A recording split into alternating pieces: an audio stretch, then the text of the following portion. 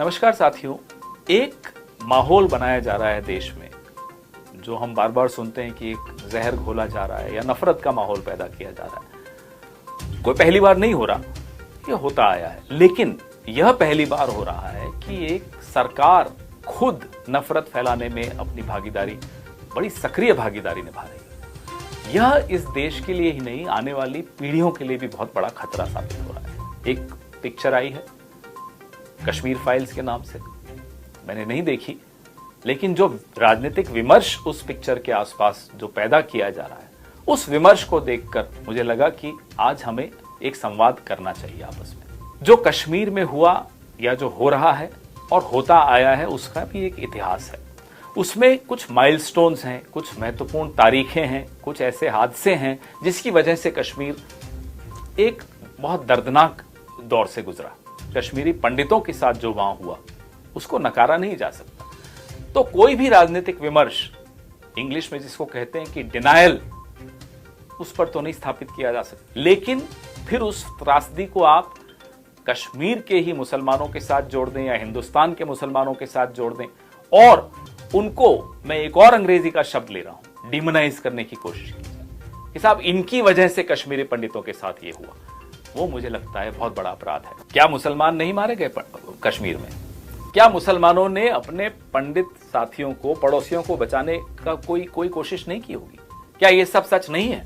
क्या सिखों को बचाने की कोशिश नहीं की? आज भी जो 6-7-8 हजार कश्मीरी वहां रह रहे हैं पंडित, अपने ही इलाकों में रह रहे हैं, तो उनको कहीं ना कहीं संबंध तो ठीक होंगे मुसलमानों के साथ, तभी आपस में जी रहे हैं इकट्ठे। आप उन संबंधों को भी बिगाड़ रहे हैं और आने वाले सालों में जो सपना हम सबका है कि कश्मीरी पंडितों को वापस अपने अपने इलाकों में भेजा जाए, उस सपने को आपने आज तोड़ दिया।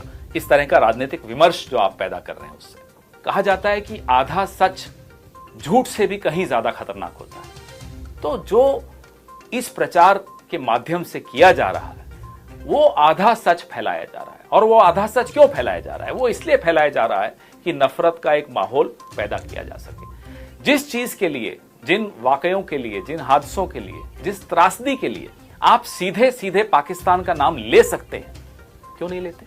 क्यों आप कश्मीर में जो एक बड़ी मुश्किल से जख्म भरे जा रहे हों, कई सरकारों ने उसमें मेहनत की कि उन जख्मों को भरा जाए, उन जख्मों को आप ना केवल कुरेद रहे हो, आप फिर से हिंदू वर्सेस मुस्लिम पैदा करना की कोशिश कर रहे हो कश्मीर में। आखिर आपकी क्या नीयत है?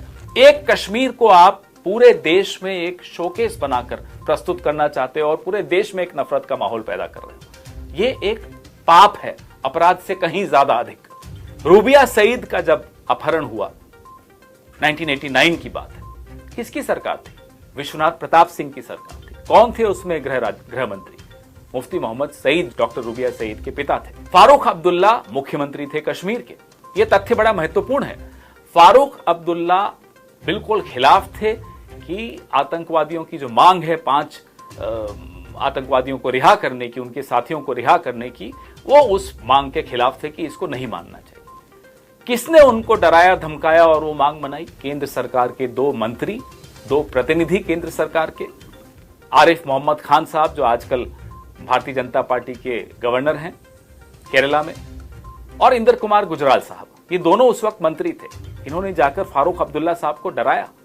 फारूक अब्दुल्ला साहब फिर भी नहीं माने, लेकिन आपने 5 आतंकवादी रिहा किए। ये बड़ा महत्वपूर्ण तथ्य है इतिहास का। वो ये ऐसा माइलस्टोन है कश्मीर के इतिहास का, जिसके बाद से कश्मीर के पंडितों पर या कश्मीर के मुसलमानों पर या कश्मीर के सिखों पर जो आतंकवादियों ने हत्याओं का दौर एक शुरू कर दिया, ये यहां से शुरू हुआ। तब सरकार विश्वनाथ प्रताप सिंह की समर्थन देने वाली भारतीय जनता पार्टी, क्या किया भारतीय जनता पार्टी? क्या समर्थन वापस लिया? बिल्कुल नहीं। क्या कोई आवाज उठाई? नहीं। आवाज किसने उठाई? आवाज उठाई राजीव गांधी ने। संसद का घेराव किया और तब जाकर पहली बार उनकी मांग मानी गई और कश्मीर में आर्मी गई और फ्लैग मार्च हुआ। ये एक ऐतिहासिक तथ्य है कि भारतीय जनता पार्टी नदारद थी जबकि सरकार का वो बाहर से समर्थन दे रही थी। चलिए, समर्थन वापस नहीं लिया आपने, आपकी कोई लालच या मजबूरी रही होगी। आपने क्या किया उस वक्त? क्यों 5 आतंकवादी रिहा हुए? क्यों आपने आर्मी भेजने के लिए एक आवाज नहीं उठाई? बड़ा अजीब लगता है तुलना करना, लेकिन तुलना करना आवश्यक हो गया। 27 फरवरी 1991 जब सैफुद्दीन सोज साहब की बिटिया नाहिदा का अपहरण हुआ, उस वक्त प्रधानमंत्री थे चंद्रशेखर और समर्थन था कांग्रेस का। बाहर से समर्थन कांग्रेस दे रही थी चंद्रशेखर सरकार को। चंद्रशेखर सरकार ने आतंकवादियों की मांग मानने से इनकार कर दिया। उन पर दबाव आया, दबाव आतंकवादियों की तरफ से आया। एक और अपहरण कर दिया डॉक्टर शबनम लोन का।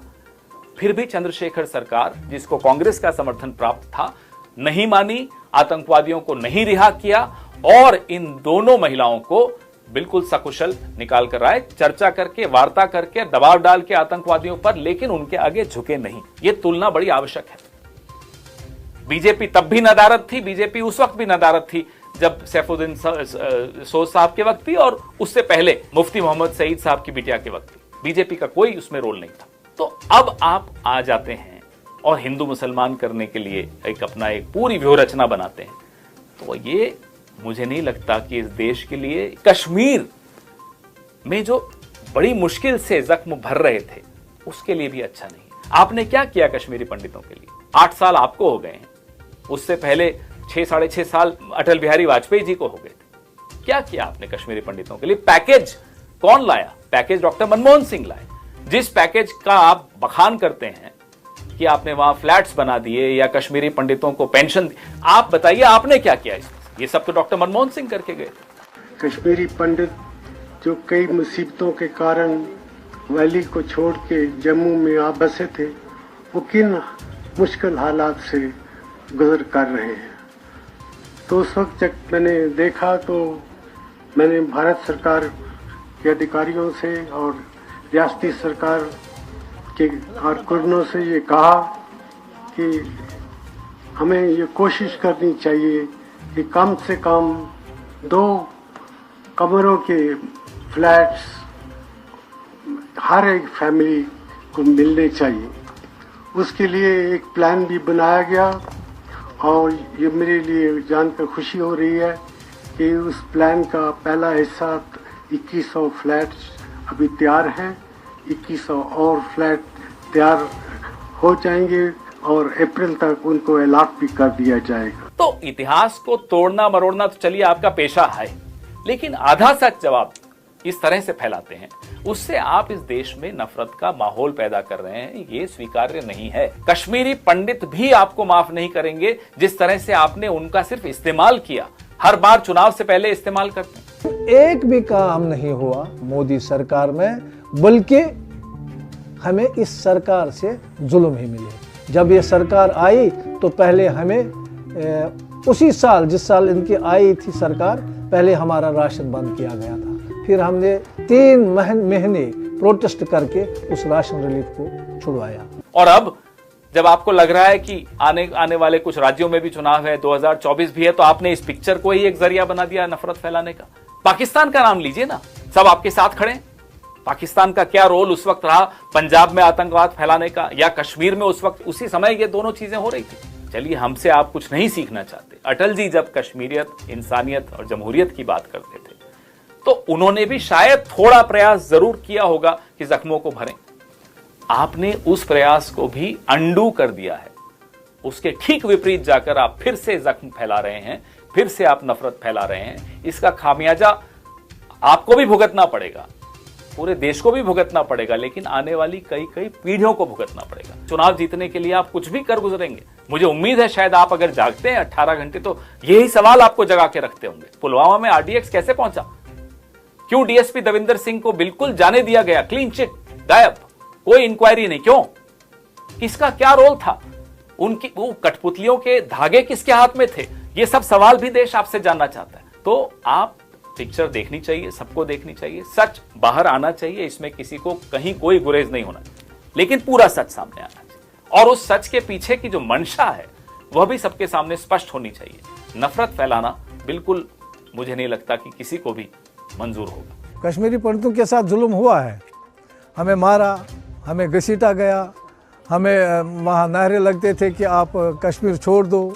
कश्मीर में कश्मीरी मुसलमान जो हिंदुस्तानी हैं उनको भी मारा गया, वो नहीं दिखाया गया है फिल्म में। और जो सिख मारे गए हैं वहाँ, मिलिटेंसी की वजह से उसको नहीं फिल्म में जोड़ा गया है। मुझे लगता है कि इस तरीके की यदि पिक्चरें बनेंगे वो एक दूरियां पैदा करेंगे, उधर से भी तो इधर से भी।